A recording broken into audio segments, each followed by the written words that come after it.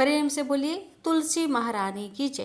प्यारे भक्तों, आज आप सभी श्रवण करेंगे पूरे मार्गशीर्ष मास में सुनी जाने वाली, हर मनोकामना को पूरी करने वाली माँ तुलसी की पावन कथा।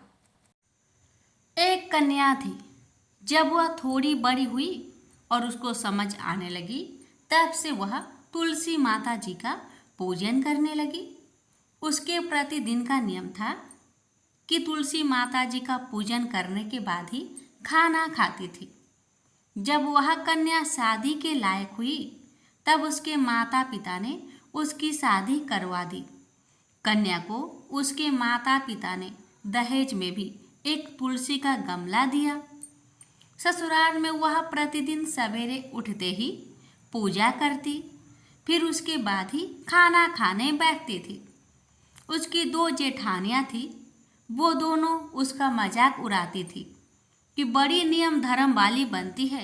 उन दोनों को उससे बहुत ईर्ष्या होती थी, इसलिए वो दोनों तुलसी जी का गमला छुपा देती। वह कन्या बड़ी मुश्किल से गमला ढूंढकर लाती, अच्छे से पूजा करती और फिर खाना खाती। वह गमला ढूंढ कर ले आती तो एक दिन तो उसकी जेठानियों ने क्या करा कि गमला ही दूर फेंक दिया। कन्या ने खूब ढूंढा पर उसे गमला नहीं मिला। वह बहुत ही परेशान हो गई। उस दिन तो उसने खाना भी नहीं खाया। उसका नियम जो था, उस कन्या की सच्ची भक्ति देखकर तुलसी माता उससे बहुत प्रसन्न हो गई और उसके कमरे में तुलसी माता का गमला प्रकट हो गया। अगले दिन सुबह जब वह उठी तो क्या देखती है कि उसके खाट के चारों कोनों पर तुलसी माता का गमला आ गया है। यह देखकर वह तो बहुत प्रसन्न हो गई कि अब मेरी तुलसी माता को कोई चुरा नहीं सकेगा। पूजन करने के लिए भी मुझे कहीं जाना नहीं पड़ेगा और कोई मेरी तुलसी माता को फेंक भी नहीं सकेगा। वह तो जल्दी से उठकर स्नान करती और तुलसी माता का पूजन कर लेती। जब वह खाना खाने बैठी तो उसकी सेठानियाँ मजाक करने लगी कि लो, देवरानी का तो नियम धर्म टूट ही गया। उससे पूछती है कि तुलसी जी की पूजा कर ली क्या? देवरानी धीरे से बोली, हाँ कर ली। जेठानियाँ बोलती है, कहाँ से कर ली पूजा? गमला तो फेंक दिया था। देवरानी कहती है, देख लीजिए मेरे कमरे में तुलसी जी स्वयं प्रकट हुई हैं। जेठानियाँ देखकर बहुत शर्मिंदा हुई और बोली कि देवरानी, तेरी भक्ति सच्ची है। हमने तुझे बहुत परेशान किया, हमें माफ़ कर दो। देवरानी दिल की अच्छी थी, इसलिए उसने अपनी दोनों जेठानियों को माफ़ कर दिया। तो प्रेम से बोलिए तुलसी महारानी की जय। एक बुढ़िया माई तुलसी जी को सींचती और कहती कि हे तुलसी माता, सत की दाता, मैं तेरा बिरला सींचती हूँ। मुझे बहू दे, पीताम्बर की धोती दे, मीठा मीठा घास दे, बैकुंठा में बास दे, चटक की चाल दे, पाटक की मौत दे, चंदन का काठ दे, रानी सा राज दे, दाल भात का भोजन दे, 11 की मौत दे, कृष्णा जी का कांधा दे। तब तुलसी माता यह सुनकर सूखने लगी तो भगवान ने पूछा कि हे तुलसी, तुम क्यों सूख रही हो? तुलसी माता ने कहा कि एक बुढ़िया रोज आती है और यही बात कह जाती है, मैं सब बात तो पूरा कर दूंगी, लेकिन कृष्ण का कंधा कहाँ से लाऊंगी? तो भगवान बोले, जब वो मरेगी तो मैं अपने आप ही कंधा देने आऊँगा। तू बुढ़िया माई से कह देना। जब बुढ़िया माई मर गई, सब लोग आ गए। जब माई को ले जाने लगे तो वह किसी से न उठी। तब भगवान एक 12 बरस के बालक का रूप धारण करके आए। बालक ने कहा, मैं कान में एक बात कहूँगा तो बुढ़िया माई उठ जाएगी।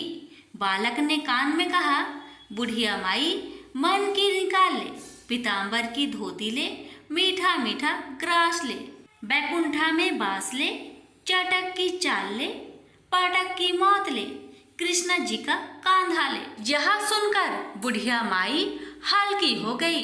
भगवान ने कंधा दिया और बुढ़िया माई को मुक्ति मिल गई। हे तुलसी माता, जैसे बुढ़िया माई को मुक्ति दी वैसे सबको देना। प्रेम से बोलिए तुलसी महारानी की जय। एक ब्राह्मण था, वह प्रतिदिन मंदिर जाता था। वह प्रतिदिन तुलसी माता की पूजा करता था। वह तुलसी माता से प्रतिदिन प्रार्थना करता था कि हे तुलसी महारानी, मेरे आनंद करना। तुलसी माता ने सोचा कि यह ब्राह्मण तो बहुत सीधा है और गरीब है और प्रतिदिन मेरी पूजा करता है, मैं इसके कुछ न कुछ करना चाहती हूँ। तो तुलसी महारानी एक कन्या का रूप बनाकर बैठ गई और उस ब्राह्मण को बोली कि ब्राह्मण, मैं भी तेरे घर आना चाहती हूँ। ब्राह्मण ने सोचा कि 6 लड़कियां तो मेरे पहले से ही है और 7 लड़कियों का मैं कैसे पालन पोषण करूँगा, लड़कियों की शादी कैसे कराऊँगा, मेरे पास तो कुछ ऐसा भी नहीं है। यह भव विचार करके वह बहुत परेशान रहने लगा। उसको तो खाना भी नहीं भा रहा था। उसकी औरत ने कहा, क्या बात है, आजकल बहुत दुखी दुखी रहने लग गए। तो इस पर ब्राह्मण बोला कि मैं मंदिर जाता हूँ, वहाँ पर एक छोटी सी सुंदर सी कन्या बैठी है और वह कहती है कि ब्राह्मण, मैं आपके घर आऊँ। उसकी पत्नी बोली कि अरे, इसमें परेशान होने की क्या बात है, आ रही हो तो आ जाने दो। ब्राह्मण बोला कि पहले से अपने 6 लड़कियां तो है ही, उनकी भी अपने को शादी भी करवानी है। तो इस पर ब्राह्मणी बोली कि अरे, ये तो कोई बात नहीं है, अपनी 6 लड़कियों की शादी करवाएंगे, वैसे 7वीं की भी करवा देंगे, अपन 7 लड़कियों की शादी एक साथ करवा देंगे। अगले दिन जब वह ब्राह्मण मंदिर गया तो उस छोटी कन्या ने पूछा, ब्राह्मण, मैं आपके घर आऊं? तो ब्राह्मण बोला कि हाँ चल बेटा चल। उनको वह घर लेकर आ गया। तुलसी माता के कन्या के रूप में ब्राह्मण के घर आने से ब्राह्मण के घर बहुत आनंद हो गया। घर में लक्ष्मी की बारिश हो गई। जब ब्राह्मण 7 कन्याओं की शादी के लिए वर ढूंढने जाने लगे तो उस छोटी कन्या ने कहा कि मेरे तो शालिग्राम जी के मंदिर में जाकर शालिग्राम जी को बोलना कि बारात लेकर आए और मेरी 6 बहनों के तुम्हारी इच्छा से वर ढूंढ लेना। तुलसा महारानी की मेहरबानी से उसके तो सब जेवर, कपड़ा, खाना सब तैयार हो गया और अच्छी ब्राह्मण के तुलसी माता रुठमान हुई। प्रेम से बोलिए तुलसी महारानी की जय। इस कथा के अनुसार एक कुटुंब में ननद तथा भाभी साथ रहती थी। ननद का विवाह अभी नहीं हुआ था। वह तुलसी के पौधे की बहुत सेवा करती थी, लेकिन उसकी भाभी को यह सब बिल्कुल भी पसंद नहीं था।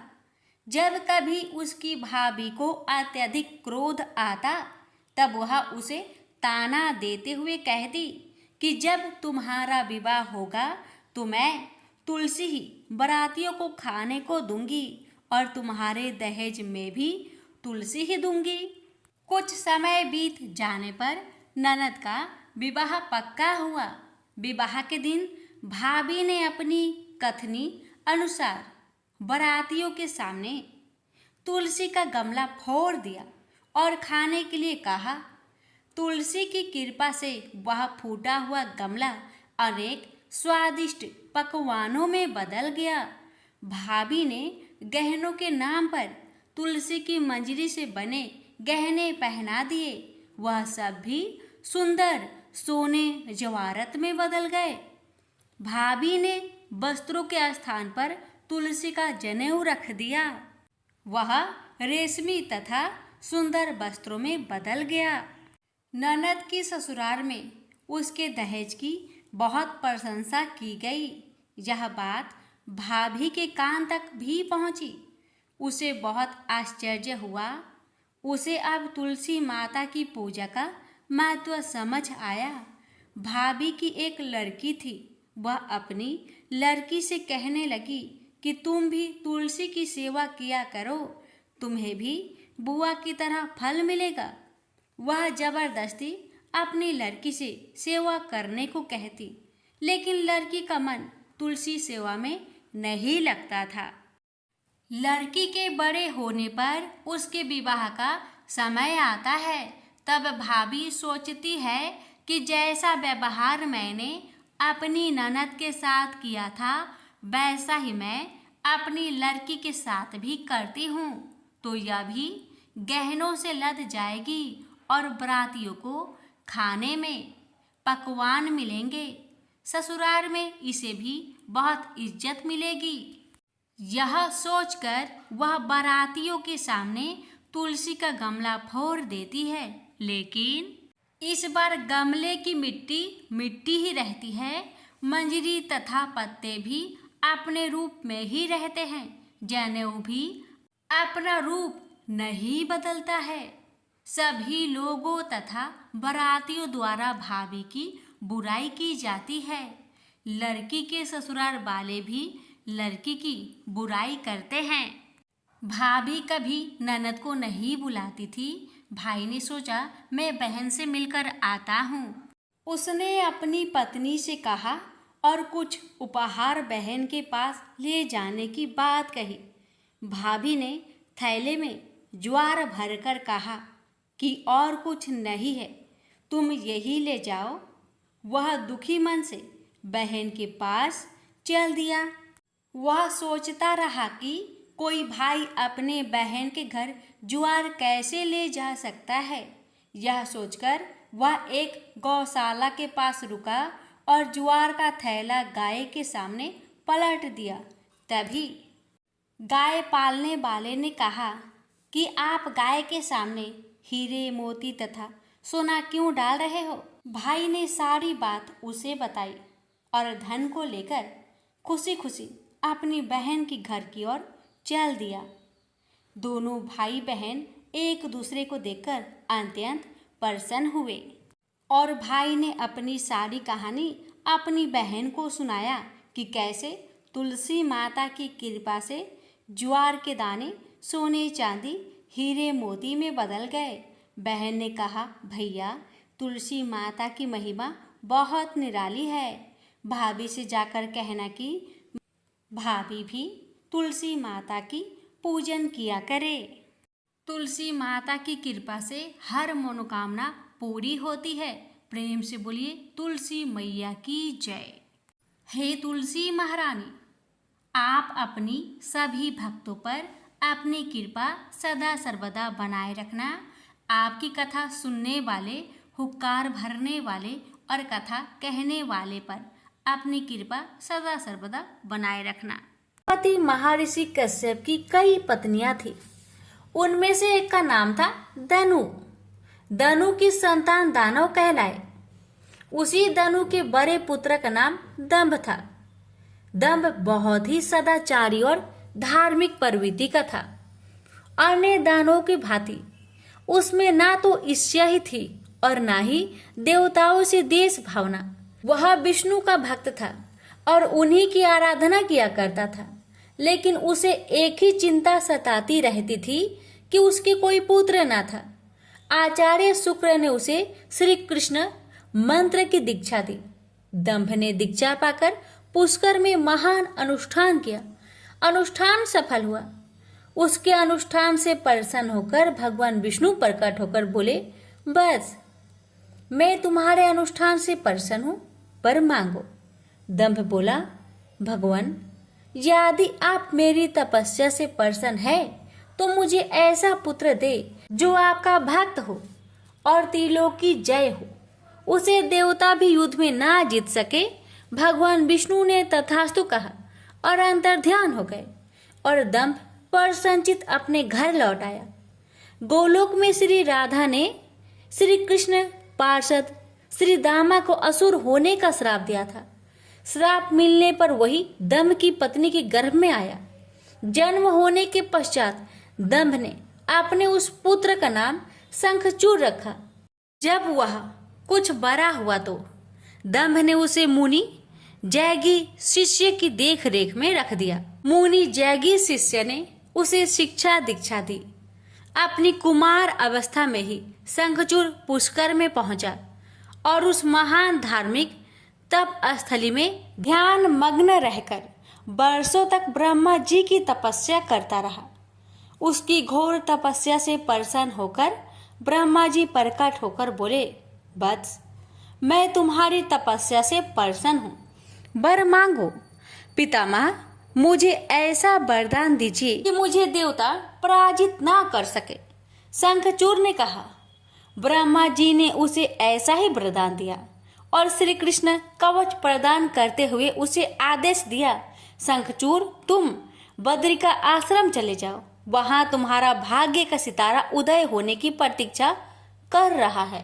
आदेश मानकर शंखचूड़ बद्री का आश्रम पहुंचा। वहां महाराज धर्मध्वज की पुत्री तुलसी भी तपस्या कर रही थी। दोनों का आपस में परिचय हुआ और ब्रह्मा जी की इच्छा अनुसार दोनों का विवाह हो गया। अपनी पत्नी को लेकर शंखचूड़ पुनः दैत्यपुरी लौट गया। शुक्राचार्य ने उसे दानवों का आधिपति बना दिया। सिंहासन पर बैठते ही उसने अपना साम्राज्य बढ़ाने के लिए देवलोक पर चढ़ाई कर दी। ब्रह्मा जी के वरदान के कारण वह अजय हो चुका था। देवताओं को उसे हराने में कोई कठिनाई नहीं हुई। उसने अमरावती पर कब्जा जमा लिया। इंद्र अमरावती छोड़कर भाग निकले। देवता उसके डर से कंदराओं में जा छुपे। शंखचूड़ तीनों लोकों का शासक हो गया और सब लोकपालों का कार्य भी उसने संभाल लिया। उसने अपनी प्रजा की भलाई के लिए अनेक कार्य किए। प्रजा उससे बहुत प्रसन्न थी। सर्वत्र सुख और शांति थी, क्योंकि शंखचूड़ स्वयं भी कृष्ण भगवान का भक्त था। अतः उसकी प्रजा भी भगवान कृष्ण पर पूरी आस्था रखने लगी। उसके राज्य से अधर्म का नाश हो गया। प्रजा इंद्र और देवताओं को भूलने लगी। इससे देवताओं को बहुत क्षोभ हुआ। इंद्र पितामह ब्रह्मा के पास पहुंचकर बोले, पितामह, आपने शंखचूड़ को अभय होने का वरदान देकर उसे निरंकुश बना दिया है। वह अमरावती पर कब्जा जमाए बैठा है। देवता डर डर की ठोकरें खा रहे हैं। हमें बताए हम क्या करें। पितामह बोले, सुरेंद्र, शंखचूड़ धार्मिक और रीति से अपना शासन चला रहा है। प्रजा उससे प्रसन्न है। उसके राज्य में प्रजा सुखी और संपन्न है। हमें उससे कोई शिकायत नहीं है। इंद्र बोले, यह सब तो ठीक है पितामह, लेकिन क्या हम यूं ही भटकते रहे? आखिर अमरावती है तो देवताओं की ही। पितामह बोले, अवश्य है, किंतु शंखचूड़ ने तुम्हें युद्ध में पराजित करके उसे प्राप्त किया है। उसने तुम्हारी प्रजा को भी कोई कष्ट नहीं पहुंचाया है। सिर्फ सिंहासनों का ही फेर बदल हुआ है ना। इंद्र बोला, लेकिन पितामह, हम आपकी संतानें हैं। क्या आप चाहेंगे कि आपकी संतानें यूं ही दर बदर भटकती रहे? कुछ उपाय कीजिए पितामह। पितामह बोले, मैं इसमें कुछ नहीं कर सकता देवेंद्र। जब तक शंखचूड़ के भाग्य में अमरावती का ऐश्वर्य भोगना है, वह भोगेगा ही। तुम भगवान विष्णु के पास चले जाओ, वे अवश्य ही कोई उपाय तुम्हें सुझा देंगे। वहां से निराश होकर इंद्र विष्णु भगवान के पास पहुंचे और उनकी स्तुति करने लगे और बोले, भगवान, देवता इस समय भारी संकट में हैं।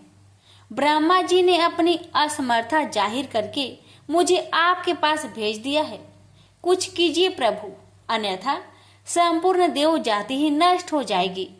विष्णु भगवान बोले, पितामह का कहना ठीक है।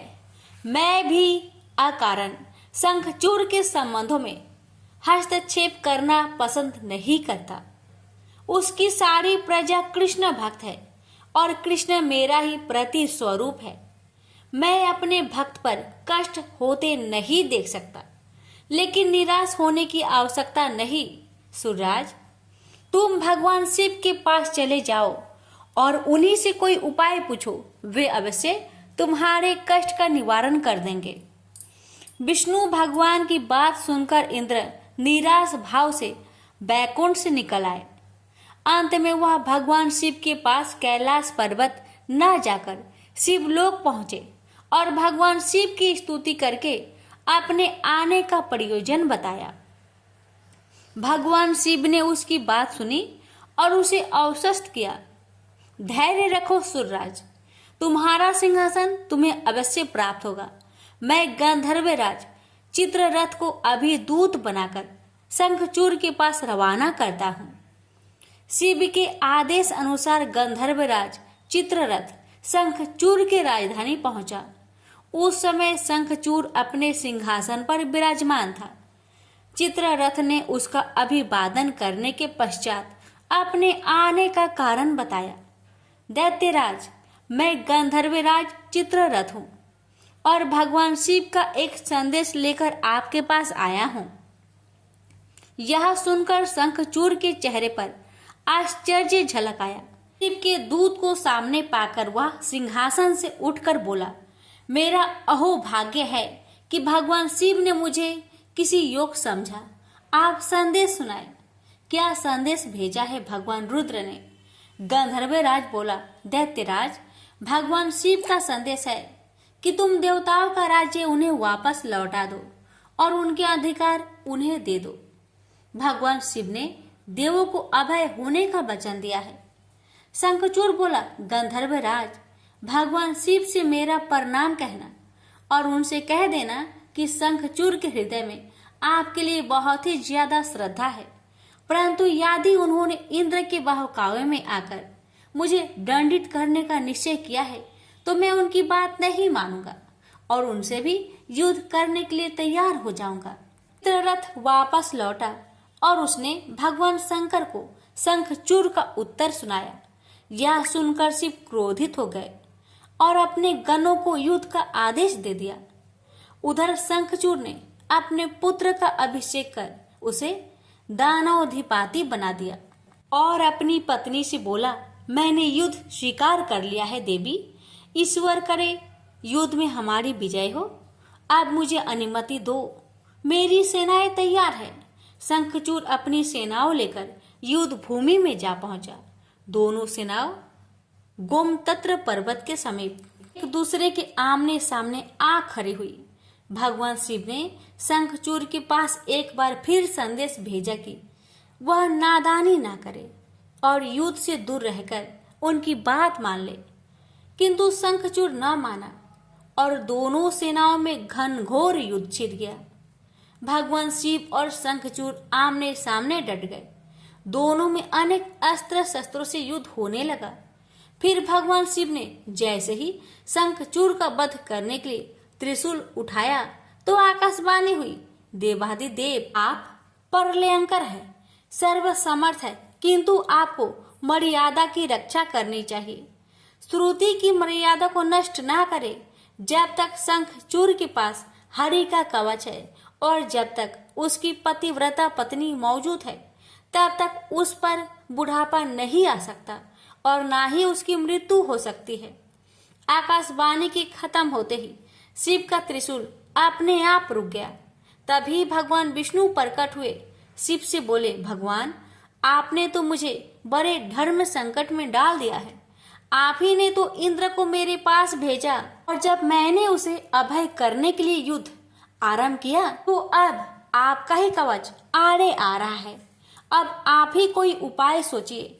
विष्णु बोले, शंखचूड़ के श्राप का समय अब समाप्त होने ही वाला है। भगवान अब इसे असुर योनि से मुक्त करके गोलोक भेजना पड़ेगा। यह कृष्ण भक्त है और कृष्ण मेरा ही प्रति स्वरूप है, अतः इसे वापस गोलोक भेजना होगा। फिर विष्णु ने एक ब्राह्मण का वेश धारण किया और शंखचूड़ के पास पहुंचकर बोले, दानवराज मैं एक निर्धन ब्राह्मण हूँ, कुछ पाने की आस के लिए आपके पास आया हूँ। शंखचूड़ बोला, मांगो वृषभवर, जो भी मेरे पास है उसे दे देने में मुझे किंचित भी विलंब नहीं लगेगा। मेरा सिर भी मांगोगे तो वह भी देने से मैं इनकार नहीं करूंगा। आप आदेश तो दो। ब्राह्मण भेषधारी विष्णु बोले, दैत्यराज, मुझे आपका सिर नहीं, आपका कवच चाहिए। बोलिए, देंगे अपना कवच।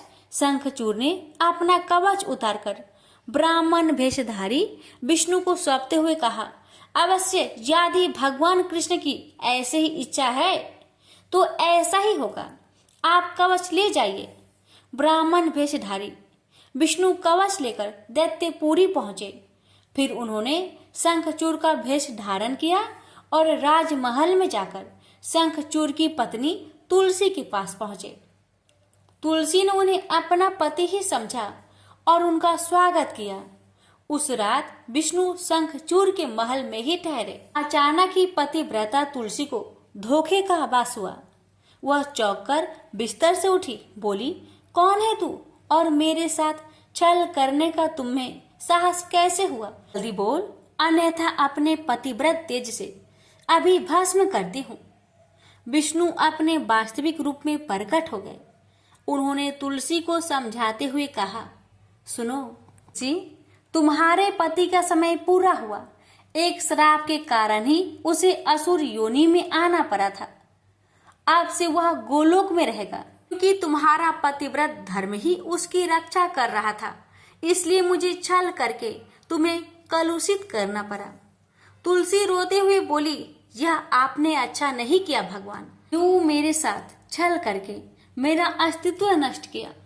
मैं श्राप देती हूँ कि आज से आपको भी पत्थर बन जाना पड़ेगा। आप में दया ममता नहीं है, आप पत्थर है, पत्थर।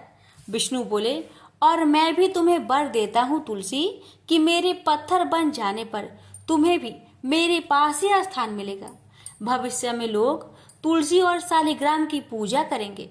तुलसी के बगैर शालिग्राम की पूजा अधूरी रहेगी। उसके बाद विष्णु अंतर्ध्यान हो गए और युद्ध भूमि में खड़े शिव को अपनी दिव्य शक्ति से सब कुछ बता दिया।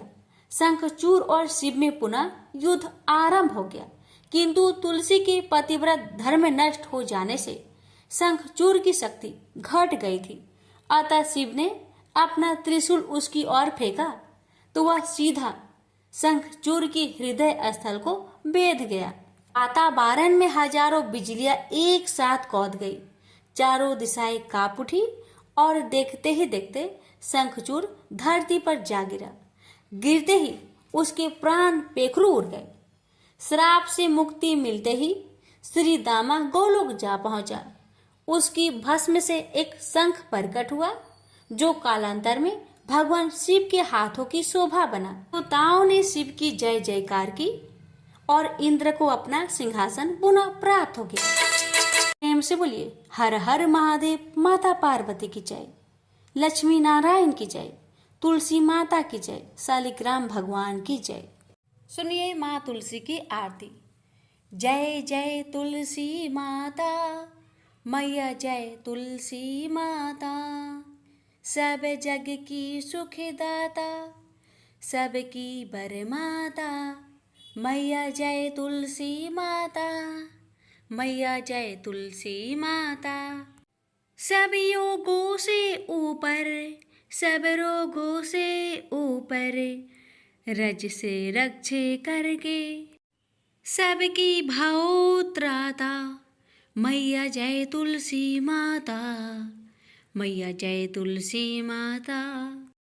बटु पुत्री है श्यामा, सुर बल्ली है ग्रामा। विष्णु प्रिया जो नर तुमको सेवे, सो नर तर जाता। विष्णु प्रिया जो नर तुमको सेवे, सो नर तर जाता। मैया जय तुलसी माता। लेकर जन्म विजन में आई दिव्य भवन में, लेकर जन्म विजन में आई दिव्य भवन में। मानव लोक तुम ही से सुख संपत्ति पाता। मानव लोक तुम ही से सुख संपत्ति पाता। मैया जय तुलसी माता, मैया जय तुलसी माता। हरि को तुम अति प्यारी, श्याम वर्ण सुकुमारी। हरि को तुम्हें अति प्यारी, श्याम वर्ण सुकुमारी। प्रेम अजब है उनका तुमसे कैसा नाता, प्रेम अजब है उनका तुमसे कैसा नाता। हमारी विपट हरो तुम, कृपा करो माता। मैया जय तुलसी माता। जय तुलसी माता मैया, जय तुलसी माता। जय तुलसी माता मैया, जय तुलसी माता। सब जग की सुख दाता, सबकी बरमाता। मैया जय तुलसी माता, मैया जय तुलसी माता।